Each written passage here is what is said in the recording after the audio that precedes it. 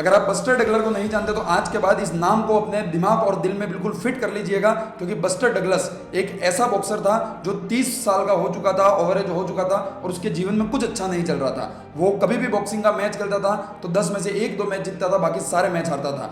उसी समय उसकी जो मदर थी, उसकी माँ थी, उसकी तबीयत बहुत ख़राब हो गई और उसकी माँ की जब तबीयत ख़राब हुई तो उसने अपनी माँ से कहा कि माँ बस तू ठीक हो जा, अगर तू ठीक हो जाएगी तो मैं वर्ल्ड का नंबर 1 बॉक्सर बनूंगा और माइक टाइसन जैसे बॉक्सर को मैं हरा के आऊंगा। और आप सोच कर देखिए, बस्टर डगलस एक बिल्कुल स्ट्रगलिंग बॉक्सर था, एवरेज बॉक्सर था, और माइक टाइसन वर्ल्ड का सबसे नंबर 1 बॉक्सर था जो केवल 5-5 सेकंड में अपने अपोनेंट को हरा देता था। इस लेवल का बॉक्सर था और उसको हराने की बात उन्होंने अपनी माँ से कही थी। तो आप सोच के देखिए किस लेवल के कॉन्फिडेंस के साथ कही होगी। और उन्होंने जब इस मैच के लिए अप्लाई किया तो एक मैच फिक्स हो गया और किसी को ये विश्वास नहीं हो रहा था कि बस्टर डगलस इस नंबर 1 बॉक्सर को कभी हरा पाएंगे। बट जब वो मैच होने वाला था उससे 3-4 दिन पहले उनकी माँ की तबीयत बहुत ख़राब हो जाती है, वो बिल्कुल अपने जीवन की अंतिम सांसें ले रही होती है और उसी समय बस्टर डगलस अपनी मदर से एक प्रॉमिस करते हैं कि माँ तू देखना, मैं इस माइक टाइसन को हराऊंगा और वर्ल्ड का नंबर 1 बॉक्सर बनूंगा और तुझसे ये वादा करता हूँ। उन्होंने अपनी आंखों में आंसू भरते हुए, रोते हुए ये वादा अपनी माँ से किया था। और फिर जब मैच हुआ तो माइक टाइसन ने बहुत मारा बस्टर डगलस को, बहुत पीटा, बहुत मारा और 2 राउंड तक उनको हाथ हिलाने का या फिर सांस लेने का भी मौका नहीं दिया। बट जब तीसरा राउंड हुआ, क्या पता वो एनर्जी कहाँ से आई, क्या हुआ मुझे नहीं पता, बट जब बस्टर डगलस ने मारना शुरू किया माइक टाइसन को तो उस लेवल का मारा, 1 पंच, 2 पंच, 3 पंच मारते गए और 8वां पंच उस लेवल का मारा कि माइक टाइसन जा गिर पड़े और उसके बाद कभी खड़े नहीं हुए और वो मैच बस्टर डगलस जीत गया। आप सोच के देखिए, वो एवरेज बॉक्सर जो कभी सोच नहीं सकता था कि माइक टाइसन जैसे आदमी को हरा पाऊंगा, बट वो उस मैच को जीता। और क्यों जीता, कैसे जीता? क्योंकि उसने अपनी माँ से वादा किया था कि हाँ माँ, मैं ये मैच जीतूंगा और मैं करके दिखाऊंगा और तेरा नाम रोशन करूंगा। बस ये वादा उन्होंने अपनी माँ से किया था। और मैच होने के बाद जब मीडिया ने उनसे पूछा कि ये कैसे पॉसिबल हुआ, आप कैसे जीते, तो उन्होंने एक ही बात कही कि मेरे पास 2 ही ऑप्शन थे। पहला कि मैं इस मैच को जीतूं और अपनी माँ का वादा पूरा करूं, और दूसरा मैं उसी रिंग के अंदर मर जाऊं, मैं वापस जिंदा लौटूं ना। तो आप सोच सकते हैं किस लेवल का प्रॉमिस उन्होंने पूरा करने के लिए मेहनत की थी और रिस्क ली थी। मैं उसी एक स्टोरी के ऊपर बेसिस, मेरी खुद की स्टोरी है जिसके थ्रू मैंने नीट को क्रैक किया था, वो आज आपको सुनाने वाला हूँ। मुझे नहीं पता यार कि तुम्हारी प्रिपरेशन अभी कैसी चल रही है, तुम्हारा कितना सिलेबस हुआ, बट मैं ये जानता हूँ कि तुम भी जैसे 2 राउंड बस्टर डगलस हार चुका था, जिसके पास सांस लेने का भी मौका नहीं मिला था और वो बिल्कुल हारा हुआ मान चुका था खुद को, वैसे तुम भी शायद अब तक की प्रिपरेशन जर्नी में कैसी तैयारी की, क्या किया मुझे नहीं पता, शायद हार चुके हो। बट मैं ये जानता हूँ दोस्त कि अगर इस बचे हुए समय में तुम अपनी जान लगा देते हो तो क्या पता वो किस्मत के सितारे चमक जाए। और मेरी जो स्टोरी थी, मेरी जो कहानी थी, वही मैं आज आपको बताने के लिए आया हूँ, क्योंकि मैं भी यार आपके जैसा एक बिल्कुल एवरेज सा स्टूडेंट था, मिडिल क्लास फैमिली से बिलोंग करता था, जहाँ घर की परिस्थितियाँ इतनी नहीं थी, बट बस मेरा भी एक सपना था कि मुझे मेरे माँ बाप का सपना पूरा करना है। उन्होंने मेरे लिए जो सपना देखा है कि हमारे बेटे को डॉक्टर बनते हुए देखना है, हमारे बेटे को नीट जैसे एग्जाम को क्रैक करवाना है, बस मुझे भी उस सपने को पूरा करना था, इसीलिए मैंने मेहनत की। और वो जो मेरी स्टोरी है वो मैं आज आपको सुनाने वाला हूँ और आई एम 100% श्योर कि आप मेरी इस स्टोरी से खुद को रिलेट कर पाएंगे, क्योंकि मैं भी आपके जैसा एक एवरेज बच्चा हूँ जो एक सरकारी स्कूल से पढ़ा हुआ था, लोअर मिडिल क्लास फैमिली से बिलोंग करता था, हिंदी मीडियम का स्टूडेंट था, वहाँ से नीट को भी क्रैक किया, जेई को भी क्रैक किया और आज currently 3rd year MBBS student हूँ मैं गवर्नमेंट मेडिकल कॉलेज में।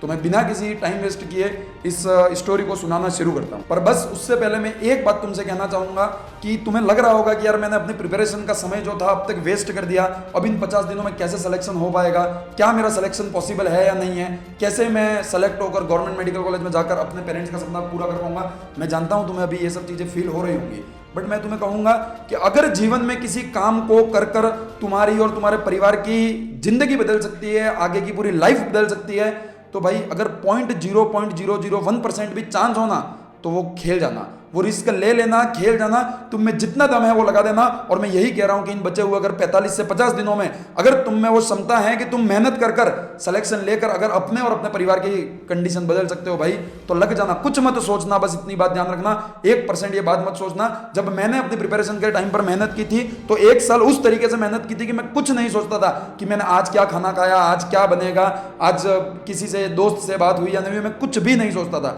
बस मेरे दिमाग में 24 घंटे उस 1 साल तक एक ही चीज़ चलती रही कि मुझे मेरे सपने को पूरा करना है, मुझे नीट को फोड़ना है, जेई को फोड़ना है, उसके लिए जो करना पड़े मैं करूंगा, उसके लिए जितनी किताबें सॉल्व करनी पड़े मैं करूंगा, उसके लिए जितने मॉड्यूल सॉल्व करने पड़े मैं करूंगा, उसके लिए जितने टेस्ट देने पड़े मैं दूंगा, उसके लिए जितनी भी मॉक टेस्ट सीरीज की प्रैक्टिस करनी पड़े मैं करूंगा। बट बस मेरा एक सपना था, और मेरा नहीं, वो मेरे पेरेंट्स का सपना था कि मुझे डॉक्टर बनना था, मुझे नीट में सेलेक्ट होना था। मैं तुमसे भी यही कहूंगा कि आज अगर तुम्हारे टेस्ट में 200, 300, 400 जो भी नंबर आ रहे हो और तुम्हें लग रहा हो कि बहुत मेहनत कर ली, टेस्ट में नंबर नहीं बढ़ रहे, कैसा मेरा सिलेक्शन होगा, इसको सोचकर कभी डीमोटिवेट होकर इस तैयारी को करना मत छोड़ना। तुम्हारे अंदर जितनी जान है, जितना दम है, वो सब लगा दो। मैं तुमसे यही कहूंगा, जो रिजल्ट होगा वो देखा जाएगा। आज मेहनत करना अपने हाथ में है, वो मेहनत करो, और उस शिद्दत की मेहनत करो कि जिस दिन नीट का एग्जाम हो उस दिन बाहर आकर ये कह पाओ कि मैंने पूरी शिद्दत से मेहनत की थी। मैं जानता हूं रिजल्ट के बिना कुछ भी करना बहुत मुश्किल है, बट खुद से ये कह पाना कि हाँ मैंने अपना 100% दिया था, वो बहुत बड़ी बात होती है। ठीक है, तो इसी के साथ जब मैं तुमको मेरी स्टोरी सुनाऊं यार, कि इस लास्ट के टाइम पर मेरा भी सिलेबस खत्म हो चुका था, रिवीजन स्टार्ट करने वाला था, तुम्हारी तरह मैं भी रोज यही सोचता था कि कल से ये करूंगा, कल से ये करूंगा, कल से ये करूंगा, और वो कल कभी नहीं आता था। देन एक दिन मैं बैठा, मैं घर पे ऐसे ही रैंडमली बात कर रहा था, और मेरे पेरेंट्स ने ये बोला कि यार क्या इस बार निकल जाएगा या नहीं, और बहुत सारी हमारे बीच ऐसी बातें हुई जो मेरे को हिट हुई अंदर से। मेरे को ऐसा लगा कि यार अब कुछ भी हो जाए करना है, और मैंने जी जान लगाकर जो मेहनत करना थी वो शुरू कर दी। मैं सुबह 6 बजे उठता था, सुबह 6 बजे उठकर मेरे जो रूम में घर से दूर रहता था, जो रूम था वहाँ से पैदल चलकर 1.5 किलोमीटर पैदल चलकर एक लाइब्रेरी थी वहाँ जाता था, और वहाँ जाकर दिन रात मैं वहीं बैठा रहता था। मतलब मैं सुबह 6 बजे जाता था, रात को 12 बजे आता था, मैं पूरे दिन भर वहाँ बैठा रहता था। सब लोग आश्चर्य करते थे कि भाई कोई बंदा 4-4, 5-5 घंटे कैसे एक ही जगह पर बैठकर पढ़ सकता है। आज तुम YouTube, Instagram पर वीडियो देखते हो, तुमको कई लोग ऐसे कहते हैं भाई 21 मिनट हाईएस्ट कंसंट्रेशन पावर है, उससे ज्यादा नहीं पढ़ सकते, उससे ज्यादा पढ़ोगे तो चीजें याद नहीं रहेंगी। सब झूठ है, ये बात ध्यान रखना, सब झूठ है।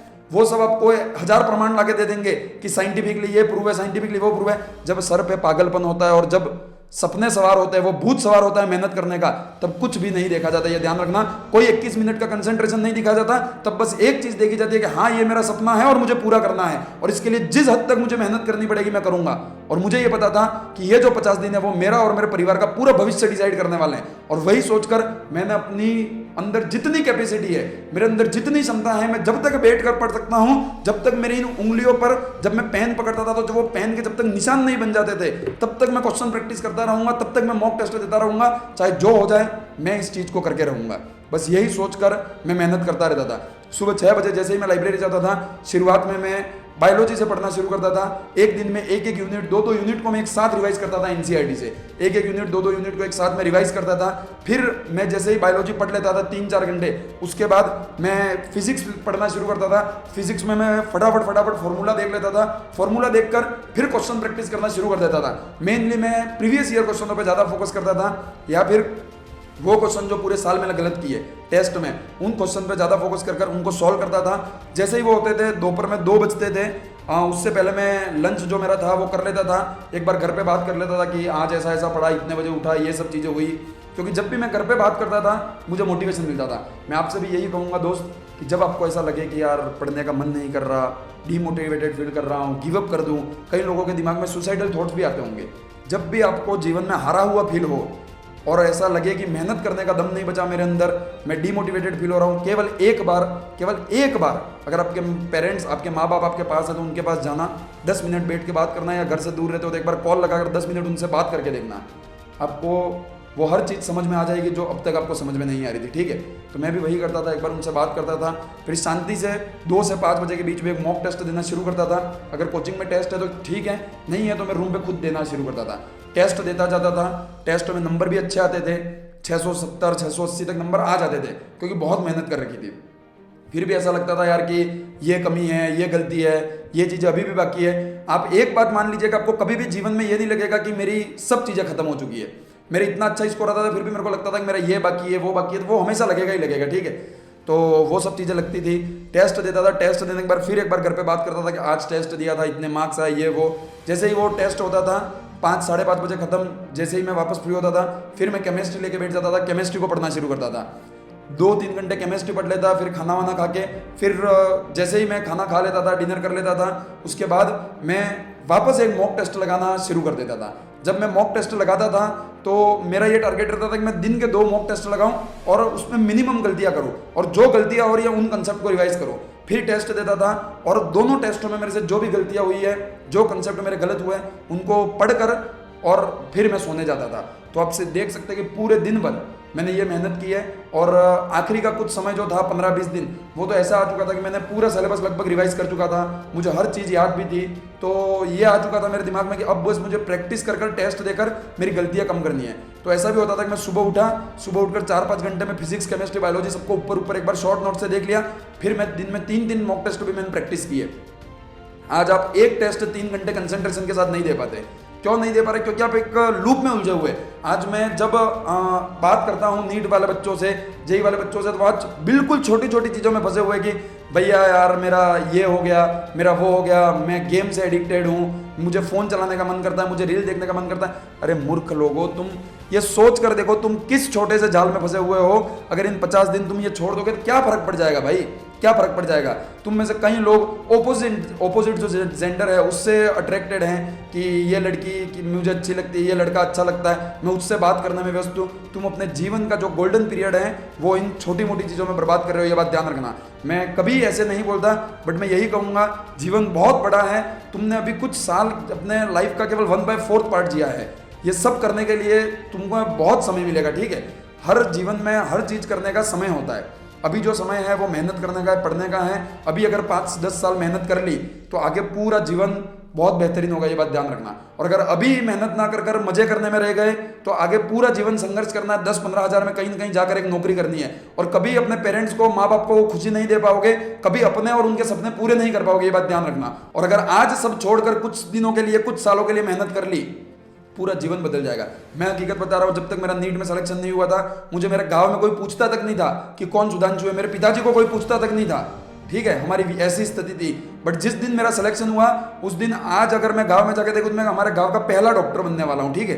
और मेरा पहला, मैं ऐसा बच्चा हूँ जिसका गवर्नमेंट मेडिकल कॉलेज में सिलेक्शन हुआ है। तो आज जो रिस्पेक्ट मुझे मिलती है, जो मेरे पापा को मिलती है, जो मेरे मम्मी को मिलती है, वो एक अलग लेवल की। आज पूरी फैमिली एक रिस्पेक्ट के साथ जी रही है, क्योंकि वो काम किया है भाई। तो मैं तुमसे भी यही कहूँगा, एक छोटा सा एग्जाम क्रैक कर तुम अपने पूरी जीवन बदल सकते हो। इसका मतलब ये बिल्कुल नहीं है कि नीट क्रैक करना ही अपने पास एक आखिरी ऑप्शन है। जीवन में सफलता के बहुत सारी चीज़ें हैं, बहुत सारी चीज़ें ऐसी है जो कर तुम सफल हो जाओगे। बट एक टारगेट आज जो अपने सामने है, नीट को क्रैक करना है, तो उसके लिए दो तो सही एक बार अपनी पूरी जान। आज तुम ये कह रहे हो कि मैं नीट क्रैक नहीं कर पाया तो ये कर लूंगा। भाई तेरे सामने जो गोल है, तू उस गोल के ऊपर पूरा फोकस कर उसको पूरा नहीं कर पाया, क्या गारंटी तू वो चीज कर लेगा? आज मैं तुम्हें इतनी गारंटी के साथ कहता हूं, इन 50 दिनों में तुम आंख बंद कर मेहनत करो। मैं तुम्हें कहता हूं तुम आंख बंद कर मेहनत करके देखो, भले सफलता मिले ना मिले, हम सफल हो या ना हो कोई फर्क नहीं पड़ता। आज नीट में सिलेक्शन नहीं हुआ, बट तुमने 50 दिन अपना 100% दिया, 15-16 घंटे मेहनत की, तुम्हारे पास वो कॉन्फिडेंस होगा कि हाँ मैं जीवन में आगे कुछ और कर सकता हूँ, मैं मेहनत करने का दम रखता हूँ, मैंने उस टाइम पे मेहनत करी थी।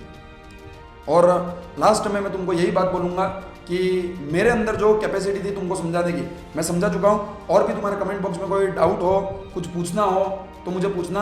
बस एक चीज़ मुझे मत पूछना कि भैया अगर अभी से मैं पढ़ना शुरू करूँ तो क्या मेरा सिलेक्शन हो जाएगा या नहीं होगा, क्योंकि गीता के एक श्लोक में भगवान श्री कृष्ण ने बोला है कि संशयी आत्मा विनश्यते। क्या मतलब होता है मैं बताता हूँ इसका आपको। आज आप बार बार मुझसे आगे पूछते हो कि भैया अगर अब से सीरियस पढ़ना शुरू कर दूँ तो हो जाएगा, नहीं होगा। इसका मतलब है कि तुम खुद पे डाउट कर रहे हो, और भगवान श्री कृष्ण ने गीता में कहा था संशयी आत्मा विनश्यते। और इसका मतलब यह है कि जो व्यक्ति खुद पर डाउट कर रहा है, खुद को ये काबिल नहीं समझ रहा है कि मैं ये कर सकता हूं, वो तो जीवन में कभी सफल हो ही नहीं सकता। जब अर्जुन ने भगवान श्री कृष्ण से पूछा था कि प्रभु आज जीवन में मेहनत बहुत लोग करते हैं, कोशिश बहुत लोग करते हैं, बट सफल केवल 1% लोग हो पाते, ऐसा क्यों? तो भगवान ने ये कहा था कि एक श्लोक उन्होंने लिखकर गीता में बताया था कि संशयी आत्मा विनश्यते, मतलब कि अगर तुम खुद पर संचय कर रहे हो, खुद पर डाउट कर रहे हो कि क्या मैं ये काम कर पाऊंगा या नहीं, तो तुम जीवन में कभी वो काम नहीं कर सकते। और यही कारण है 99% लोगों का अनसक्सेसफुल होने का। तो खुद पर ये डाउट करना छोड़ो, और कमेंट बॉक्स में मुझे ये मत पूछना कि भैया क्या मैं कर पाऊंगा या नहीं, मुझसे ये वादा करके जाना कि हाँ भैया मैं करके दिखाऊंगा, मेरे में जितना दम है वो मैं लगाऊंगा, मैं रिजल्ट का नहीं सोचूंगा। कर्मण्येवाधिकारस्ते मा फलेषु कदाचन, मैं फल की इच्छा किए बिना बस अपना कर्म करता जाऊंगा। और तुम्हारा कर्म अभी एक ही है कि जितना दम है वो लगा दो, एनसीईआरटी को रगड़ कर गोट कर पी जाओ, प्रीवियस ईयर क्वेश्चन को जितना हो सके उतना ज्यादा सॉल्व करो, जितने ज्यादा फिजिक्स में न्यूमेरिकल कर सकते हो करो, बायोलॉजी में जितनी ज्यादा एनसीईआरटी पढ़ सकते हो पढ़ो, इनऑर्गेनिक केमिस्ट्री में, ऑर्गेनिक केमिस्ट्री में जितने एनसीईआरटी के क्वेश्चन कर सकते हो ये करो। यही तुम्हारा कर्म है, फल की इच्छा बिना किए केवल अपना कर्म करते जाओ। और कैसे, अगर तुम चाहते हो कि पर्सनल मैं तुम्हें गाइड कर पाऊं, तो रैंक स्ट्रॉन्ग कोर्स नाम से एक कोर्स मैंने अपने ऐप पे बनाया, जाकर उसको भी चाहो ज्वाइन कर सकते हो। वहां मैं बिल्कुल फ्री ऑफ कॉस्ट तुम्हें ऑल इंडिया रैंक 1 के थ्रू मेंटरशिप दे रहा हूं।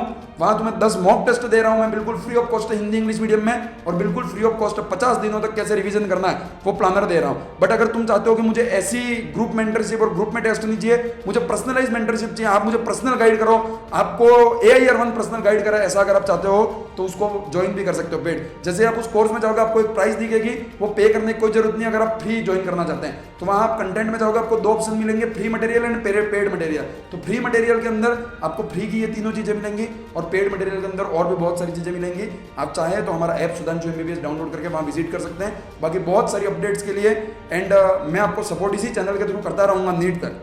तुम्हारे साथ नीट की सुबह 3 मई तक खड़ा रहूंगा, ये बात ध्यान रखना। तो इस चैनल को भी सब्सक्राइब कर लेना, टेलीग्राम चैनल को ज्वाइन कर लेना, लिंक नीचे डिस्क्रिप्शन बॉक्स में। बाकी आज की इस वीडियो में इतना ही।